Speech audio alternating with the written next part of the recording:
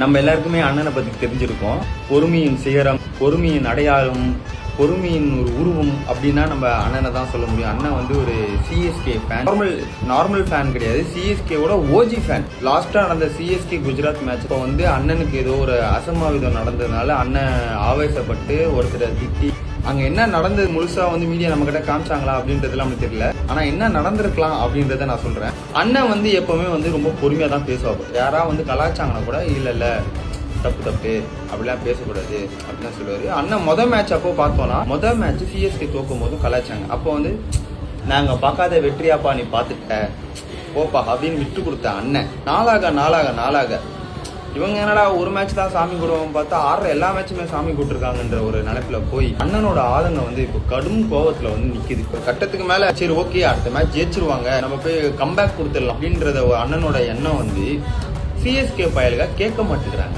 இதனால வெறுப்படைஞ்ச அண்ணன் ஓரளவுக்கு தான்ப்பா எல்லாம் சும்மாலாம் சீனியர் கூடாது, அப்புறம் எஸ்எஸ்கா ஏதாவது பண்ணி உள்ள போயிடுவன்ற மாரி நேற்று கொந்தளிச்சிட்டாரு. ஆர்சிபி ஃபேன் வந்து விசில் அடிச்சானோ இல்ல அவன் அசிங்கமா திட்டினானோ அவன் ஏதோ பண்ணானோ அண்ணனுக்கு கோவம் வந்து, ஏன்னா அண்ணன் வந்து ஓஜி சிஎஸ்கே ஃபேன். ஸோ அண்ணனுக்கு கோவம் வந்தது நியாயமானது தான். என்னோட கேள்வி என்னன்னா, நல்லா பாருங்க, என்னோட கேள்வி என்னன்னா, ஃபர்ஸ்ட் மேட்ச் சிஎஸ்கே தோக்கும் போது ஆர்சிபி ஃபேன்ஸ்லாம் சேர்ந்து அண்ணனை வந்து நாய் குறைக்கிற மாதிரி குறைச்சிருந்தானுங்க. அப்போ வந்து அண்ணன் வந்து என்கிட்ட 5 கப்பு இருக்கிற இதுக்கு மேலே நாங்கள் எதுக்குடா ஜெயிக்கணும் அப்படிலாம் சொல்லிட்டு இருந்தா அண்ணன். இன்னைக்கு கோவம் ஆயிட்டு. ஏன்னா அன்னைக்குன்னும் போது முதல் மேட்ச் 2ஆம் மேட்ச் இன்னும் நிறைய மேட்ச் இருக்கு. லீக் மேட்ச்ல ஜெயிச்சு நம்ம எப்படின்னா திருப்பி எப்படியும் நம்ம ஆளுங்க காலங்காலமா நாக் அவுட்ஸ்குள்ள போறது தான். இந்த மாதிரி டவுன் ஃபால் ஆகும்னு அண்ணனுக்கு தெரியாது. கலாய்க்கிறது வேற. ஆனா நீங்க அவங்க அம்மா முன்னாடியே போயிட்டு உங்க அப்பா அம்மா அவனை இப்படிதான் வளர்த்தாங்களான்னு கேட்கறது சரியில்லைண்ணா, தப்பான வார்த்தை அது.